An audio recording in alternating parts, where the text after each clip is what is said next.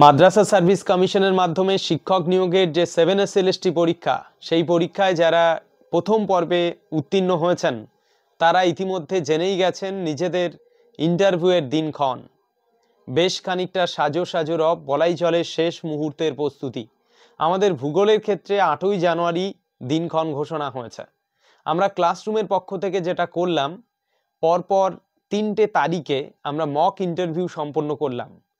প্রথমটা হয়েছিল 27শে ডিসেম্বর, দ্বিতীয়টা 29শে ডিসেম্বর এবং তৃতীয়টা গতকাল অর্থাৎ 2রা জানুয়ারি সম্পন্ন হলো।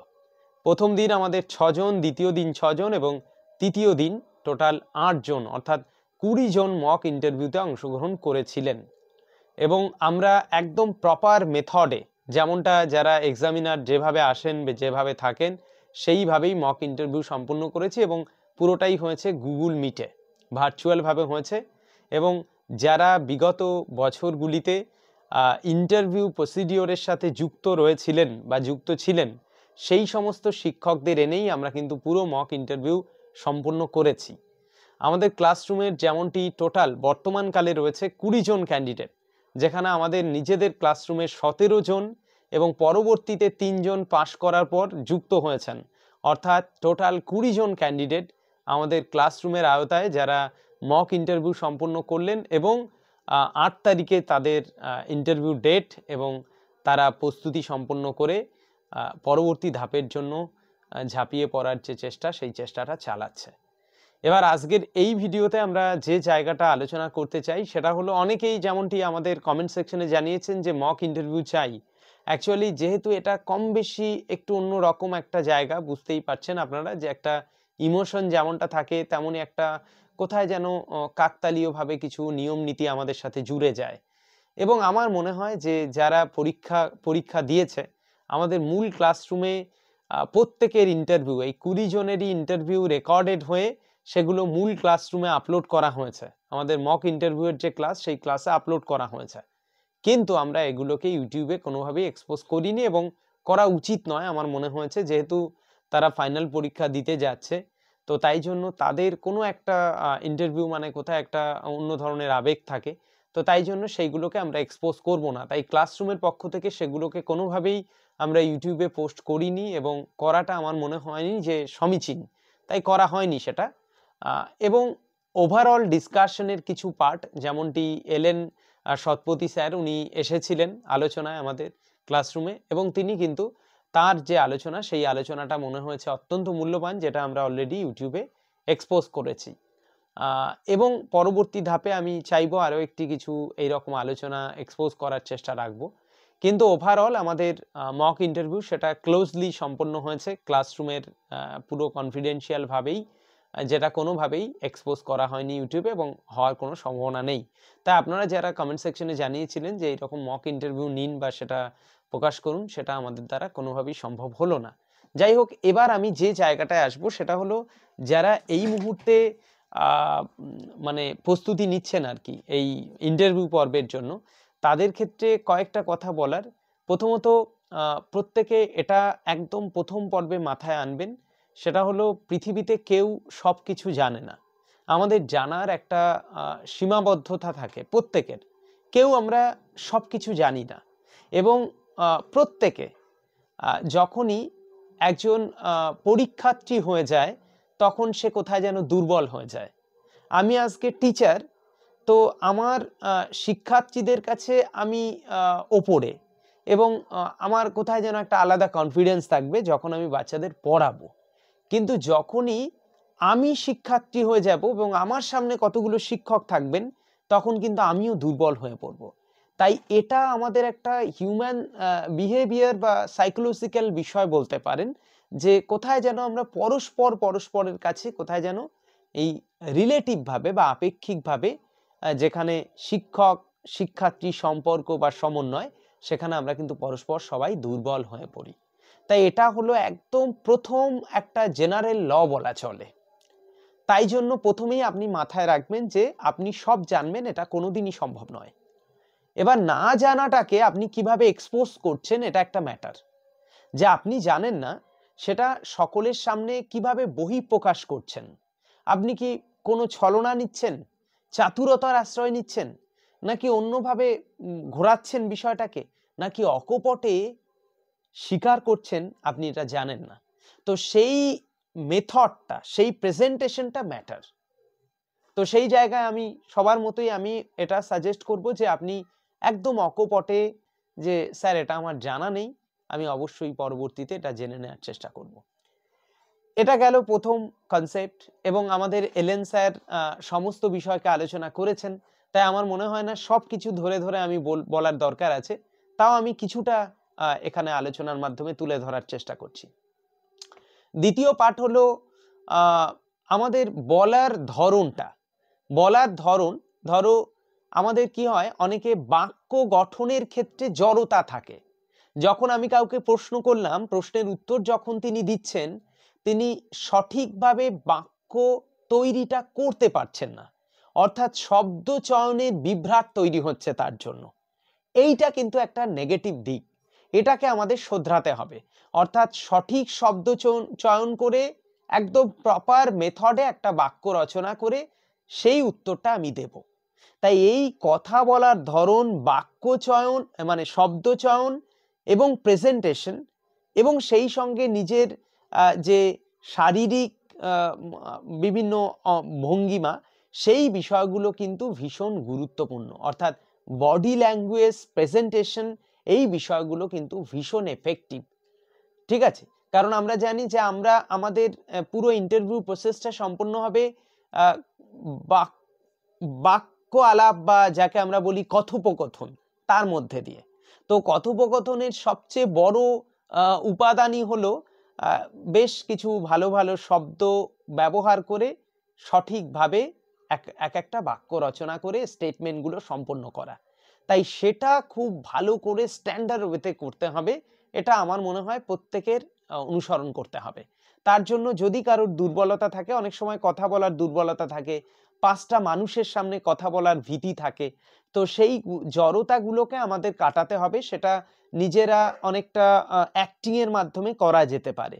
কোনো আয়নার সামনে দাঁড়িয়ে বা বাড়ির কিছু মানুষের সামনে কথা বলে বলে, বা নিজের ছাত্রছাত্রীদের সামনে বসিয়ে তাদেরকে বলতে হবে তোমরা আমাকে প্রশ্ন করো, আমি উত্তর দেব। তো এই রকম ভাবে বেশ কিছু মেথড ব্যবহার করে নিজের এই শব্দ চয়ন এবং প্রেজেন্টেশনটাকে ইমপ্রুভ করতে হবে প্রত্যেকের। এরপর যেটা আসবো সেটা হলো সচেতনতা। বর্তমানকালে যে যে ঘটনা ঘটে চলেছে আমাদের পারিপার্শ্বিক পরিবেশে, সেটা এনভায়রনমেন্টাল হতে পারে, সোশ্যাল হতে পারে, পলিটিক্যাল হতে পারে, ন্যাশনাল, ইন্টারন্যাশনাল এবং বিভিন্ন আন্তঃরাজ্য সংক্রান্ত যা কিছু, এই বর্তমানকালে ঘটে যাওয়া ঘটনার সাথে একদম মানে খুব গভীরভাবে কানেক্টেড আছেন কিনা সেটা উপলব্ধি করার একটা প্রচেষ্টা থাকে। যেমনটা থাকে তেমনি তার সাথে আপনি একজন শিক্ষক হিসাবে শিক্ষার্থীদের সাথে কোন আচরণ করবেন, শ্রেণীকক্ষের বিভিন্ন ক্রিটিক্যাল সিচুয়েশনকে আপনি কিভাবে হ্যান্ডেল করবেন, সেই বিষয় সংক্রান্ত বেশ খানিকটা প্রশ্ন আসার জায়গা থাকে। এবং শিক্ষা সংক্রান্ত যা কিছু বর্তমানকালে বিভিন্ন যে প্রকল্প রয়েছে, শিক্ষানীতি 2020-র যে বিভিন্ন ধরনের নির্দেশিকা রয়েছে, পরপর সিস্টেমেটিক ওয়েতে সেগুলোকে সাজিয়ে মাথায় রাখা, সেই বিষয়গুলো, শিক্ষা সংক্রান্ত কমিশনগুলো, এবং আমাদের ভারতবর্ষ মানে বেসিক্যালি আমাদের ওয়েস্ট বেঙ্গলের এমন কিছু বাঙালি চরিত্র যারা শিক্ষার সাথে গভীরভাবে যুক্ত, তাদের প্রচুর কন্ট্রিবিউশন রয়েছে। যেমনটি রবীন্দ্রনাথ হতে পারে, স্বামী বিবেকানন্দ হতে পারে, ইনক্লুডিং আমাদের মহাত্মা গান্ধী হতে পারে। অর্থাৎ যে মানুষগুলোর সাথে শিক্ষার একটা নিবিড় যোগ রয়েছে, সেই মানুষগুলোর শিক্ষা সংক্রান্ত যে কৃতিত্ব, সেই জায়গাগুলো আমাদের অনেক সময় প্রশ্ন ধরতে পারে। যে আপনি একটু বলুন তো যে রবীন্দ্রনাথ শিক্ষায় কিভাবে প্রভাব বিস্তার করেছেন বা কতটা তার ভূমিকা রয়েছে শিক্ষা সংক্রান্ত বিষয়ে। গান্ধীজি কিভাবে কর্মমুখী শিক্ষাকে গুরুত্ব দেওয়ার চেষ্টা করেছিলেন, আপনি একটু ব্যক্ত করুন পুরো বিষয়টা। অর্থাৎ এই সংক্রান্ত বিষয় যেটা আমরা বিএডে পড়ি, সেই বিষয়গুলোকে সবাই একটু সুন্দরভাবে দেখে নেওয়া উচিত আমার মনে হয়। সাবজেক্ট, প্রত্যেকের যে যে সাবজেক্ট রয়েছে সেই সাবজেক্টের একদম প্রথম স্তরের প্রশ্ন, ক্রিটিক্যাল নয়, গভীরের নয়। গভীরের প্রশ্ন আমরা রিটেন পরীক্ষা দেওয়ার আগে প্রস্তুতি নেওয়া সমীচীন, কিন্তু ইন্টারভিউয়ের আগে আমাদের প্রত্যেকের মাথায় রাখতে হবে যে একদম প্রথম স্তরের প্রশ্নগুলো, ফার্স্ট অর্ডার কোশ্চেনগুলোকে আমাদের মাথায় রাখতে হবে, যেন কোনোভাবেই প্রথম স্তরের প্রশ্নগুলো আমাদের ভুল না হয়। ভূগোলে প্রশ্ন করতে পারে আপনি অ্যাস্থেনোস্ফিয়ারের নেচারটা একটু বুঝিয়ে বলুন। আপনি বলুন তো 5 সঞ্চালন কেন হয়? আচ্ছা, আমাদের পৃথিবীর অন্তঃকেন্দ্রমণ্ডলের গঠনগত বৈশিষ্ট্য কেমন? আপনি বললেন যে এটা কঠিন অবস্থায় রয়েছে। বলল কেন কঠিন আছে, এটা কি ব্যাপার, কঠিনটা কেন? ঠিক আছে, আপনি বলুন তো এল তরঙ্গ কেন সর্বাধিক ক্ষতিকারক প্রভাব ফেলে? পি তরঙ্গ কেন নয়? পি তরঙ্গ তো ভীষণ শক্তিশালী। তাহলে কেন পি তরঙ্গ না করে সেটা এল তরঙ্গ করছে, আপনি বুঝিয়ে বলুন। অর্থাৎ আমি বলতে চাইছি একদম সোজা প্রথম স্তরের প্রশ্নও কিন্তু ধরবে ইন্টারভিউতে। হাতি ঘোড়া ভিতরের কঠিন ক্রিটিক্যাল প্রশ্ন ধরার কোনো জায়গা নেই। আর যদি ধরেও ফেলে, সেই প্রশ্নের উত্তর যদি আপনি নাও জেনে থাকেন, তাহলে একটু মৃদু হাসি দিয়ে আপনি বলতেই পারেন, স্যার এটা আমার জানা নেই, আমি পরবর্তীতে এটা জেনে নেওয়ার চেষ্টা করব। তো এই রকমভাবে সাবজেক্টের প্রিপারেশন সম্পন্ন করা, শিক্ষা সংক্রান্ত, শিক্ষক শিক্ষার্থী সংক্রান্ত এবং বর্তমান সদ্য ঘটে যাওয়া সামাজিক রাজনৈতিক পরিবেশগত যে বিষয়গুলোর সাথে পরিচিতি, শিক্ষানীতি এবং আমাদের ভারতের সংবিধানে সকলের জন্য শিক্ষা সংক্রান্ত যা যা বিধি রয়েছে সেগুলো, এবং আফটার অল আপনি যেহেতু মাদ্রাসা সার্ভিস কমিশনের পরীক্ষায় যাচ্ছেন, তাই জন্য আপনার সুন্দরভাবে মাদ্রাসা এডুকেশন সম্পর্কে একটা ওভারঅল সম্যক ধারণা রাখা দরকার। মাদ্রাসা এডুকেশন কি, কারা পরিচালনা করে, কতগুলো স্টেজে পরিচালিত হয়, কি কি প্রোটোকল রয়েছে, আমাদের মূল যে শিক্ষা, সেই শিক্ষা এবং মাদ্রাসা শিক্ষার মধ্যে বেসিক পার্থক্য কি, সংবিধানের কোন ধারা বলে এই শিক্ষা প্রতিষ্ঠানগুলো প্রতিষ্ঠিত হয়েছে এবং কিভাবে এরা পরিচালিত হচ্ছে, এই সব বিষয়গুলো, এবং এদের পাঠ্যক্রমের ধরন কি রয়েছে, পরীক্ষার প্যাটার্ন কি রয়েছে, সেই সংক্রান্ত সম্যক ধারণা, ইনক্লুডিং এটাও জেনে যাবেন মাদ্রাসা কবে বন্ধ থাকে, এদের মানে উইকেন্ডে কবে। তো সেই পাঠগুলো সুন্দরভাবে আপনারা উপলব্ধি করে বা বুঝে জেনে তারপরে যাবেন। এবং সর্বোপরি যেটা বলবো সেটা হলো, আমাদের মাথায় রাখতে হবে আপনি শিক্ষক হতে যাচ্ছেন, তো শিক্ষক সুলভ নিজের আচরণ, নিজের প্রেজেন্টেশন, বেশভূষা অর্থাৎ নিজের পরিধানে আপনি যেগুলো পরবেন, অর্থাৎ ফর্মাল ড্রেস ছেলেদের জন্য, মেয়েদের জন্য শাড়ি, এবং সেই সঙ্গে সুন্দরভাবে, মানে শাড়ি পরার মধ্যেও অনেক ভাগ থাকে, সেটা মেয়েরা খুব সহজেই উপলব্ধি করতে পারবেন, যে একটা স্ট্যান্ডার্ড ওয়েতে অ্যাজ ম্যাডাম খুব ভালো একটা ভাবে শাড়ি পরে নিজে উপস্থিত হবেন। এটাই আমার মনে হয় এনাফ। তো এবং ছেলেরা একদম সুন্দরভাবে ফর্মাল ড্রেস পরে বেশ খানিকটা শুটেড বুটেড হয়ে বেশ খানিকটা মানে শিক্ষক সুলভভাবে যাবেন। তার মানে এইরকমও নয় যে আপনি কোম্পানির বিভিন্ন ইন্টারভিউ দিতে ঢুকছেন, এমনটাও নয় যে কোট টাই পরে ঢুকছেন, এমনটা নয়। একদম ফর্মাল, কম বেশি তার মধ্যে একটা সাধারণত্বের ছাপ থাকবে, সাধারণ অথচ বেশ খানিকটা জেন্টেলম্যান। মেয়েদের ক্ষেত্রেও তাই, সেই রকম, মানে খুব হাই কোয়ালিটির শাড়ি, বিশাল কিছু ঝা চকচকে এমন নয়। যাই হোক, এই বিষয়ে আমার কিছু বলার নেই, আপনারা প্রত্যেকে এই বিষয়ে সচেতন, কারণ আপনারা যাচ্ছেন ইন্টারভিউ দিতে, প্রত্যেকের এটা সম্পর্কে স্পষ্ট ধারণা আছে।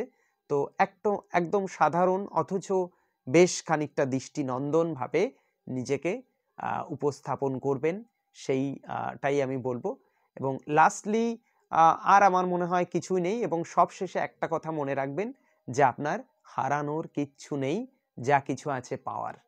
আপনি পাওয়ার হিসেব করতে যাচ্ছেন, হারানোর হিসেব নয়। তাই আপনার যেহেতু হারানোর হিসেব করতে হবে না এখানে, তাই মাথায় অতিরিক্ত প্রেশার আনবেন না।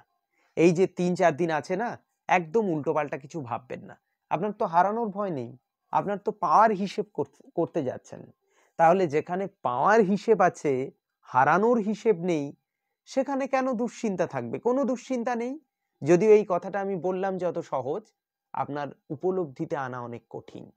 এটা আমি ফিল করতে পারি, কারণ প্রত্যেকের জীবনে, আমার জীবনেও তো বেকারত্বের একটা সময় ছিল। তো বেকার অবস্থায় মানুষের জীবনে এটা অত্যন্ত কঠিন একটা জায়গা, সেটা আমি নিজে উপলব্ধি করি। তো তাই আপনারা প্রত্যেকে এটা মাথায় রাখবেন যে আপনি আজকে বেকার, কালকে সকার হয়ে যাবেন। একাধিক সফলতা, ব্যর্থতা সবকিছুর তরি বেয়ে আমরা দিনের শেষে সবাই হাসবো, সেই সংকল্প নিয়ে এগিয়ে চলুন। আপনি অবশ্যই সফল হবেন, এটাই মাথায় রাখবেন এবং কোনো প্রকার দুশ্চিন্তা নয়, উল্টোপাল্টা ভাবনা নয়, যা কিছু হবে আপনার জন্য হবে এবং সফলতা আপনার জন্য অপেক্ষা করছে। তাই একদম মন প্রাণ সব কিছু ভালো রেখে আগামীর জন্য প্রস্তুত হন। হাতে কয়েকটা দিন, এই কটা দিন নিজেকে সুন্দরভাবে সাজিয়ে নিন একদম টিচার ম্যাডামের মতো। আর অবশ্যই সফল হওয়ার পর আমাদের ইউটিউব চ্যানেলে এসে কমেন্ট সেকশনে বলবেন আমি সফল হয়েছি। আর আমরা সেদিন সত্যিই আপনার জন্য ভীষণ খুশি হব। আপনি যেমনটি খুশি হবেন তেমন আমরাও প্রত্যেকে খুশি হব আপনার সফলতার জন্য। প্রত্যেকের সফলতার কামনায় জিও টিউটোরিয়াল ক্লাসরুম। সবাই ভালো থাকবেন। দেখা হচ্ছে এমনই কোনো তথ্যবহুল বিষয় নিয়ে পরবর্তী কোনো ভিডিওতে। টাটা।